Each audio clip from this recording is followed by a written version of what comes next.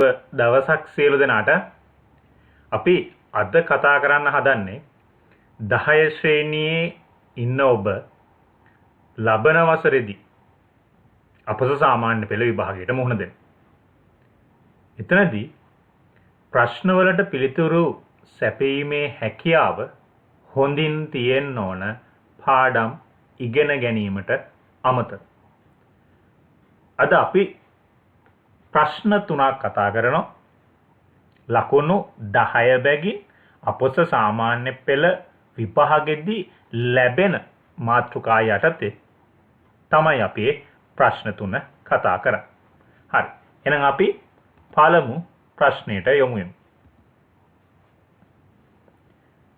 ඔබ දැකපු ගාම ඔබට මතක් වෙනවා වටපස්තාර ගානක්. ඔබ එහෙම තමයි කියන්නේ. බලමු මොකද්ද ප්‍රශ්නය කියලා. පුද්ගලයෙක් තම මාසික වැටුප වැය කරන ආකාරය දැක්වෙන වටපස්තාරයක් තමයි තියෙන්නේ. ඒකට ඉතිරි කිරීම, ප්‍රවාහනය, ආහාර, ඇඳුම් ඊට අදාළ කේන්ද්‍ර කෝණ තමයි මේ තියෙන. ආහාර සඳහා අංශක 210යි, ප්‍රවාහන සඳහා අංශක 30යි, ඇඳුම් සඳහා අංශක 80යි. ඉතිරි කිරීම සඳහා නම් දීලා නැහැ. හරි. අපි බලමු මොකද අපිට ලැබෙන පළමු ප්‍රශ්නය කියලා. ඔහු ඉතිරි කිරීම නිරූපණය කරන කේන්ද්‍රික කෝණය ගණනය කරයි. ඉතිරි කිරීම නිරූපණය කරන කේන්ද්‍රික කෝණය. හරි. අපි දන්නවා ලක්ෂයක් වටේ මෙන්න මේ ලක්ෂයේ වටේ කෝණ වල ඔක්කොම එකතු වෙන්නේ අංශක 360. එහෙනම් අපිට හොයන්න පුළුවන් සම්පූර්ණ ලක්ෂයේ වටේ කෝණ වල එකතු අංශක 360න් අපි අඩු කරමු මෙන්න මේ දැනට තියෙන ආහාර සඳහා කේන්ද්‍ර කෝණය දාන්නවා, ඇඳුම් සඳහා දාන්නවා, ප්‍රවාහනය සඳහා දාන්නවා. අන්න ඒ තුන කේන්ද්‍ර කෝණ 3 අඩු කරා නම් අපිට ඉතිරි කිරීම නිරූපණය කරන කේන්ද්‍ර කෝණය හොයාගන්න පුළුවන්. එහෙනම් 360න් අඩු කරනවා 210, 80 සහ 30 එකතු කරලා එනාගේ. එහෙනම් 360න් අඩු වෙන්න ඕන. ඒ තුන එකතු කරාම ලැබෙනවා 210ට 80ක් එකතු වුනහම 290යි. තව 30ක් එකතු වුනහම 320යි. එහෙනම් අඩු කරාන් පස්සේ පිළිතුර ලැබෙනවා අංශක 40ක් කියලා.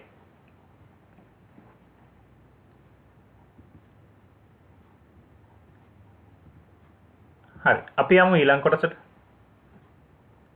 ඊළඟ කොටසෙන් අහනවා ප්‍රවාහන වියදම් සඳහා රුපියල් 4200ක් වැය විය. ප්‍රවාහනයට වැය වෙලා තියෙන රුපියල් 4200. ඔහුගේ මාසික වැටුප සොයන්න කියලා කියන්නේ. ප්‍රවාහනය සඳහා වැය වෙලා තියෙන රුපියල් 4200 ඔහුගේ වැටුප. හරි.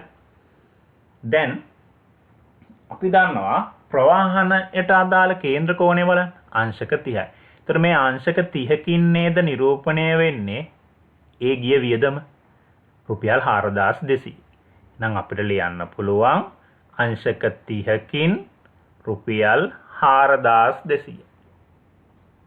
අංශක 30කින් නිරූපණය වන මුදල රුපියල් 4200යි. අපිට කියන ප්‍රවාහනය සඳහා රුපියල් 4200ක් ගිහින් කියලා.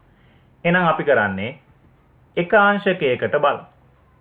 එහෙනම් එක අංශකයකට බලන් අපි කරන්නේ 4200 බෙදනවා 30. හරි නේද? අංශක 30කින් නම් රුපියල් 4200 නම් එකකට බලන්න 4200 30න් බෙදන්න. එතකොට සුළු කරලා ගන්නත් පුළුවන්. බිඳුවට බිඳුව කපලා ඒ විදිහට 423න් බෙදලා එහෙම අගයක් ගන්නත් පුළුවන්. මම සාමාන්‍යයෙන් අවසානයේදී සුළු කිරීම වෙන නිසා සුළු කරන්න යන්නේ නැහැ. එහෙම කරා කියලා ගැටලුවකුත් නැහැ.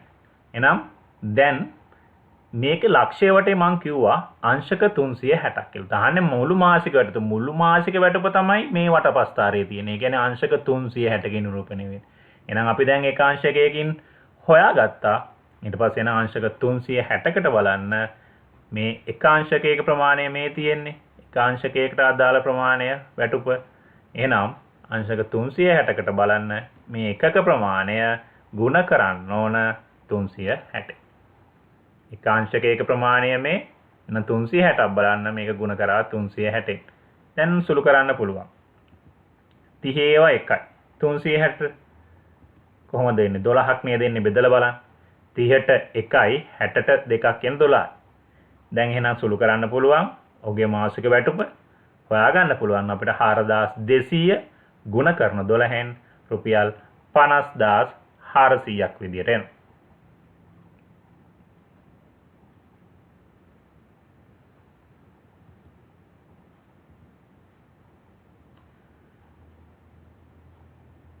හරි ඊළඟ කොටස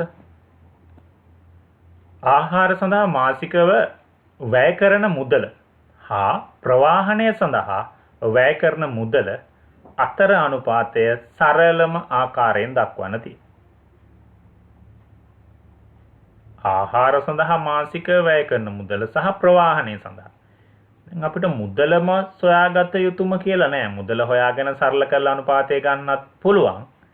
එහෙම නැත්නම් කොහොමද අපි ගන්න වෙන්නේ? ආහාර හා ප්‍රවාහන සඳහා. අපිට ආහාර සඳහා කේන්ද්‍ර කෝණය අපි දන්නවනේ 210යි. ඒ වගේම අපි දන්න ප්‍රවාහනය සඳහා කේන්ද්‍ර කෝණයක් 30යි. ඉතින් ඔතන සරල කරත් මුදල සරල කරා වගේම තමයි. එහෙනම් 210යි 30යි බෙදනෝ නේද 30න්. 30ට 30 ඒවා 1යි 210ට 30 ඒවා 7යි. එහෙනම් 7 අනු 1 කියලා අපිට අනුපාතයේ සරලම ආකාරයෙන් ගන්න පුළුවන්.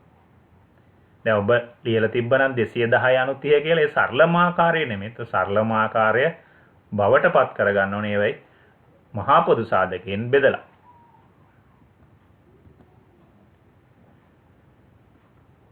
හරි ඊළඟ කොටසට යමු. ආහාර සඳහා මාසිකව වැය කරන මුදල කොපමණද කියලා. ආහාර සඳහා මාසිකව වැය කරන මුදල. අපි දන්නවා එකාංශකයකින් අපි කලින් හොයාගත්තා එකාංශකයකට අදාළ මුදල වෙන්නේ 4200 බෙදීම 30 කියලා. ඔබට මතක ඇති 4200 බෙදීම 30 කියලා. ඉන්න අපිට කරන්න පුළුවන් අපි හොයන්න ඕන කාංශකයකින් මුදල වෙන්නේ 4200 බෙදීම 30 ආහාර වලට අදාළ කේන්ද්‍ර කෝණය වෙන්නේ අංශක 210යි. එහෙනම් අපිට සුළු කරලා ගන්න පුළුවන් 4200 බෙදීම 30 ඒකාංශකයකින්. එහෙනම් මේ ගුණ කරනවා 210යි. එහෙනම් මේකත් සුළු කරාන් පස්සේ අපිට ලැබෙනවා 30ට 30 1යි 210ට 30 7යි. එහෙනම් සුළු කරාන් පස්සේ ආහාර සඳහා වැය කරන මුදල එනවා 4200 ගුණ කිරීම 7 රුපියල් 29400ක් කියලා. එහෙනම් දැන් ආහාර සඳහා වැය කරන මුදලත් හොයාගත්තා.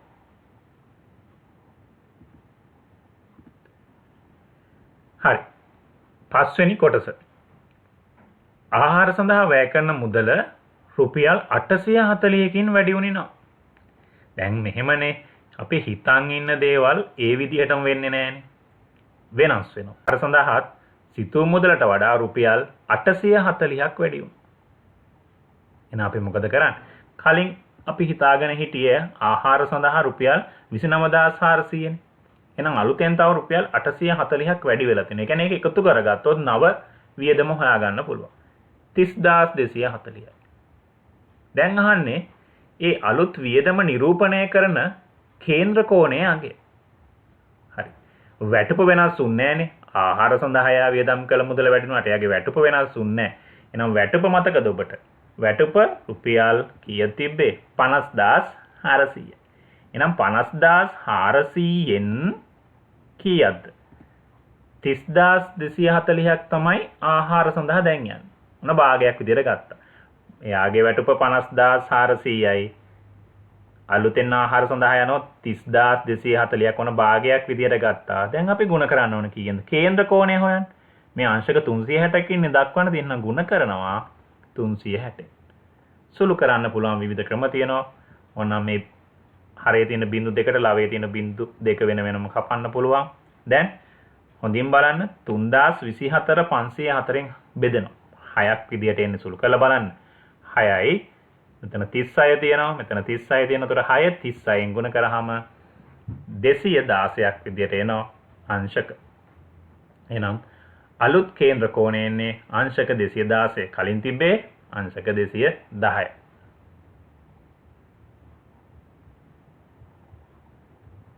පියකු තමා සතු ඉඩමෙන් පහෙන් එකක කොටසක් තමාට වෙන් කරගෙන ඉතිරි කොටස තම දරුවන් අතර බෙදා දෙන ලද්දේ ඉන් දෙකෙන් එකක් පුතාටද ඉතිරිය සමසේ දියණියන් තිදෙනාටද ලැබෙන පරිදි. පළවෙනි කොටසෙන් අපෙන් අහනවා දරුවන් අතර බෙදා දෙන ලද ඉඩම් ප්‍රමාණය මුළු ඉඩමෙන් භාගයක් විදියට. පියා සතුව තමයි ඉඩම තියෙන්නේ. ඔහු එම ඉඩමෙන් පහෙන් එකක කොටසක් තියාගන්න. දරුවන් අතර බෙදා දෙන ලද ඉඩම් ප්‍රමාණය අපිට හොයන්න තියෙන්නේ සම්පූර්ණ ඉඩම අපි ওই විදියට ගමු. මේ ඉඩම කොටස් 5කට බෙදනවා. සමාන කොටස් 5කට. ඒ පහෙන් එකක කොටසක් පියා තියාගන්න. එහෙනම් 5කට බෙදුවා එක කොටසක් පියා තියාගන්න. එහෙනම් ඔබට පැහැදිලි කොටස් 5කට බෙදුවා පියා එක කොටසක් තියාගත්ත. හසුවෙන් හොයන්න පුළුවන් දරුවන් අතර බෙදා දෙන ලද ඉඩම් ප්‍රමාණය එන්නේ පුතාට සහ දියණියන් තිදෙනාටම 5න් 4යි. අපි රූප සටහන මගින් මේ පහසුවෙන් හෙව්වා. එහෙනම් අපි බලමු සාමාන්‍ය ක්‍රමයට ඉඩමක් කියන එක සම්පූර්ණ ඒකකයක් විදියට සැලකුවා. ඉඩමක් කියන්නේ එකක් කොටසක් ඒකකයක්. මේ ඉඩමෙන් 5න් එකක් පියා තියා ගන්නතොට එකක් කියන්නේ 5න් පංගු විදියට ගත්තොත් 5න් 5යි. නම් 5න් 5න් අඩු වෙන්න තියෙන 5න් එකක්. එනම් පිළිතුර 5න් 4 කියලා ඒ විදියට ගන්නත් පුළුවන්. අපි යමු දෙවෙනි කොටසට. දැන් අපිට හොයන්න තියෙනවා පුතාට ලැබුණු කොටස. 5න් එකක් පියා තියාගත්තනේ. ඒතර 5න් එකක් පියා තියාගෙන තියෙන්නේ ඉතිරි වෙන කොටසෙන් දරුවන්ට දුන් කොටසෙන් දෙකෙන් එකක් තමයි පුතාට දෙන්නේ. හරි ඉතිරිලා තියෙන කොටස් 4ක්. එතකොට මේකෙන් දෙකෙන් එකක් කියන්නේ ඔය කොටස් 4න් භාගය. එහෙනම් අපිට ගන්න පුළුවන් ඔන්න ඔය විදියට ඉතිරියෙන් භාගය අපි ගත්තා. එහෙනම් පුතාට ලැබිලා තියෙන මුළු ඉඩමෙන් කොපමණ භාගයක්ද? 5න් 2. අපි සාමාන්‍ය විදියට ගත්තොත් එතකොට පුතාට ලැබිලා තියෙන්නේ දරුවන්ට දුන්නේ 5න් 4යි. එතකොට 5න් 4න් දෙකෙන් එකක් තමයි පුතාට ලැබුණේ. අපි මේ විදියටත් ගමු. 5න් 4 අල්ලා යන වෙනකොට ගුණ කිරීම යොදනවා. දෙකෙන් එක සුළු කරන්න පුළුවන්. 2ට 2 ඒවා 1යි. 4ට 2 ඒවා 2යි. සුළු වුණාන් පස්සේ 5න් 2ක් විදියටත් පිළිතුර ගන්න පුළුවන්. තුන්වෙනි කොටස. දියණියන් තිදෙනාටම බෙදා දීමට ඉතිරි වන ඉඩම් ප්‍රමාණය කොපමණද? අපි කලින් රූප සටහනත් එක ඉතා පහසුවෙන් ලැබුණා. අපි නැවත බලමු. පියාට 5න් 1යි, පුතාට 5න් 2යි. එහෙනම් ඉතා පැහැදිලි දියණියන් තිදෙනාටම ලැබෙන්න තියෙන්නේ 5න් 2ක ප්‍රමාණයක් තමයි. දියණියන් තිදෙනාටම ලැබෙන්න තියෙන්නේ 5න් 2ක ප්‍රමාණයක් තමයි.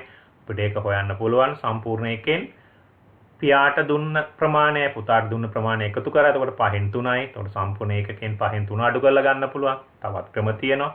එහෙමත් අපිට 5න් 2 කියලා පිළිතුර ගන්න පුළුවන්. හතරවෙනි කොටස. දැන් කියන්නේ දියණියකට ලැබුණු ඉඩම් ප්‍රමාණය හෙක්ටයාර් 30ක් නම් දියණියන් තිදෙනාටම ලැබුණු ප්‍රමාණය භාගයක් විදිහට තියෙන 5න් 2යි. දියණියකට ලැබුණු ඉඩම් ප්‍රමාණය හෙක්ටයාර් 30යි. එහෙනම් අපි හොයමු නේද මුලින්ම දියණියකට ලැබුණු ප්‍රමාණය භාගයක් විදිහට.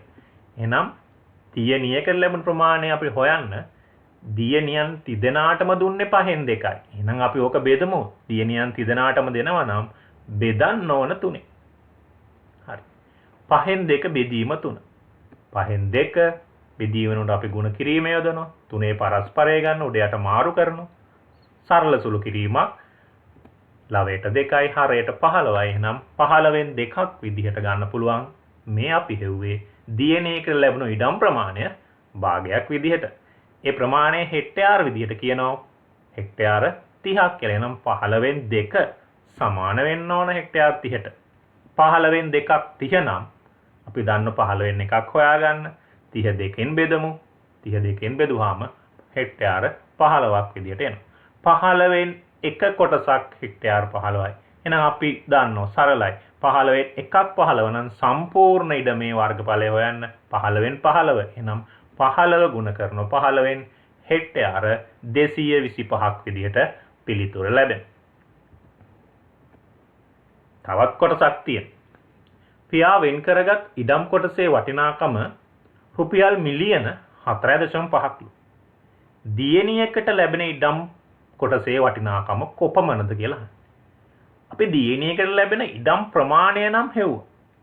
15න් 2යි. ඒ වගේම පියා වෙන් කරගත් ප්‍රමාණයත් අපි හොයාගත්තා. 5න් 1යි. හොයාගත්ත නෙමෙයි ඒක දුන්නා. දැන් අපිට මේ 5න් 1 අපි 15න් පංගු විදිහට හදාගත්තොත් අපිට ගණන හදන්න පහසුයිනේ තුල්ල භාග දැනුම ඇසුරෙන්. හරි 5න් 1ක් කියන්නේ 15න් නම් 3යි. එහෙනම් ඒ වටිනාකම 15න් 3යි භාගයක් විදිහට මිලියන නම් 4.5යි. නම් 15න් 3ක් කියන්නේ මිලියන 4.5යි. එහෙනම් අපි බැලුවා 15න් 1ක් 3ෙන් බෙදන්න තියෙන්නේ. නම් මිලියන 1.5යි. නම් 15න් 1ක් කියන්නේ මිලියන 1.5යි. අහන ප්‍රශ්නේ මොකද්ද? දියණියකට ලැබෙන ඉඩම් කොටසේ වටිනාකම. භාගයක් විදිහට 15න් 2ක් තියෙන ප්‍රමාණය. එහෙනම් හරි පහසුයි. එහෙනම් 15න් 1ක් කියන්නේ මිලියන 1.5ක් නම් 15න් 2ක් කියන්නේ මිලියන 3ක් විදිහට පිළිතුරු ලැබේ. හරි. අපි දැන් දෙවෙනි ගැටලුවට යමු. රූපයේ ABCD යනු ත්‍රිකෝණාශ්‍රාකාර ඉඩමක්. මෙම ඉඩමේ අරය මීටර 7ක් වූ අඳුරු කළ කොටස තුල මේ අඳුරු කළ තියනවා කියන්නේ කොළ පාටින් දැක්වෙන්නේ. මේකේ ගොටු කළ වවලා තියෙනවා. ප්‍රශ්නය අහන්නේ ගොටු කළ වගා කරන ලද බිම් කොටසේ වක්‍රාකාර මායමේ දිග. මෙන්න මේක තමයි එතකොට වක්‍රාකාර මායම වෙන්නේ. මෙන්න මේ වක්‍රාකාර මායමේ දිග අහන්නේ. අපිට මතක් වෙනවා මේ තියෙන්නේ කේන්ද්‍රික ඛණ්ඩයක්. මෙතන කෝණය ඍජු කෝණයක් ත්‍රිකෝණාශ්‍රයක්නේ. හරි. එහෙනම් මේ දිග සම්පූර්ණ පරිධියෙන් වෘත්තයක පරිධියෙන් 4න් 1ක් තමයි ලැබෙන්න ඕනේ. එහෙනම් අපිට හොයන්න පුළුවන් සම්පූර්ණ පරිධිය 2πr එකෙන් 4න් 1ක් අංශක 360න් 90ක් සරලව ගමු 4න් 1 කියලා. දැන් අපි අගයන් යොදමු 2 5 වෙනකොට අපි 7න් 22 යෙදුවා. අරය 7 මීටර ගුණ කරනවා 4න් 1 දැන් සුළු කිරීමක් තියෙන්නේ 7ට 7 1යි මෙතන සුළු වෙනවා 2යි 4යි සුළු කරන්න පුළුවන් 4ට 2 2යි 2ට 2 1යි එතකොට ලවේ එනවා 22 ගුණ කිරීම 1 සහ හරේ එන්නේ 2 කියන්නේ 22 බෙදීම 2 මීටර් 11ක් විදියට අපිට ගන්න පුළුවන්. මොකද්ද මේ හෙව්වේ වක්‍රාකාර මායිමේ දිග.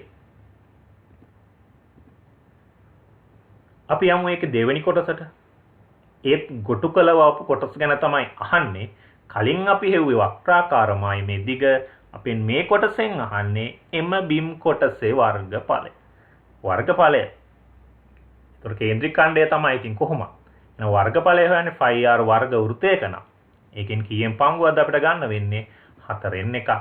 අපි ආදේශ කරමු කලින් විදියට 7න් 22 5 අරය ගුණ කිරීම අරය කියන්නේ r වර්ග තියෙන. එතකොට 7 ගුණ කිරීම 7. නැවත ගුණ කරනවා 4න් 1ෙන් සුළු කරමු 7ට 7 1යි 7ට 7 1යි 4ට 2 2යි 22ට 2 11. එහෙනම් අපිට නැවත උත්තරේ ගන්න පුළුවන් 11 ගුණ කිරීම 7 77 දෙකෙන් බෙදුවාම 38.5යි වර්ග මීටර විදිහට ගොටු කළ වවපු කොටසේ වර්ගඵලය. අපි යමු තුන්වෙනි කොටසට. ගොටු කළ වගා කළ පසු ඉතිරිව ඇති බිම් කොටසේ වර්ගඵලය. හරි දැන් අපි මතකද හෙව්ව ගොටු කළ වවපු කොටසේ වර්ගඵලය ආවේ වර්ග මීටර 38.5යි. දැන් අහන්නේ ඉතිරි කොටසේ වර්ගඵලය. හරි අපිට කරන්න තියෙන්නේ නම් මේ ABCD සම්පූර්ණ බිම් කොටසේ වර්ගඵලය හොයාගමු. ත්‍රිකෝණාශ්‍රයක්නේ තියෙන්නේ. ත්‍රිකෝණාශ්‍රාකාර හැඩයක් තියෙන්නේ. එහෙනම් සම්පූර්ණ වර්ගඵලය එනවා 20 ගුණ කිරීම 14. එහෙනම් 20 14න් ගුණ කරා. එතකොට අපිට ලැබෙන 280යි සම්පූර්ණ වර්ගඵලය. ඒකෙන් අහන්නේ ගොටු කළ වගා කළ පසු නම් අපි මොකද කරන්න ඕන?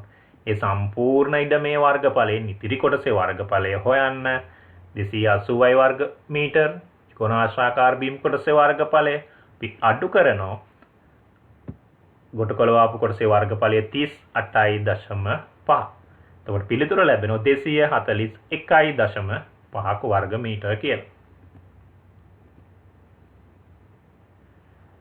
තුන්වෙනි කොටස ටිකක් දිග කොටසක් වචන වලින් ගොටු කළ වගා කරන ලද බිම් කොටසේ වර්ගඵලය මෙන් 3 ගුණයක් වෙනවලු. අපි දන්න ගොටු කළ වාපු කොටසේ වර්ගඵලය වර්ග මීටර් 30.5 අපි එක මතකයි. එමෙන් 3 ගුණයක් හරි එකත් හොයාගන්න පුළුවන්. 3ෙන් ගුණ කරන්න තියෙන්නේ. BC එක මායිමක් වෙනසේ.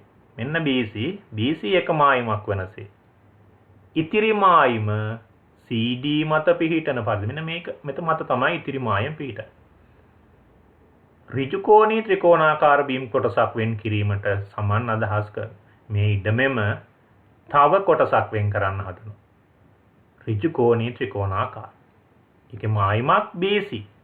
ඉතිරි මායිම තියෙන්නේ CD මත. අපි සරලව නිකන් ඇඳගත්තොතින් ඔන්න ඔය විදිහට තමයි. දැන් අපි මොකද කරන්න ඕන? හරි. දැන් මේකේ වර්ගඵලය මේ ත්‍රිකෝණයේ වර්ගඵලය කියලා තියෙන කොච්චරද? අර ගොටු කළ වවන ලද කොටසේ වර්ගඵලය මෙන් 3 ගුණයක්. හරි අපි එහෙනම් මේ 3 ගුණය හොයාගමු.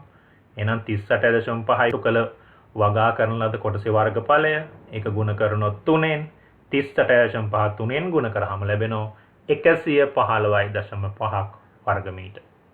හරි එහෙනම් මේ ත්‍රිකෝණාකාර බීම් කොටසේ වර්ගඵලයත් එන්නේ 115.5යි. හරි අපි දැන් දන්න ත්‍රිකෝණ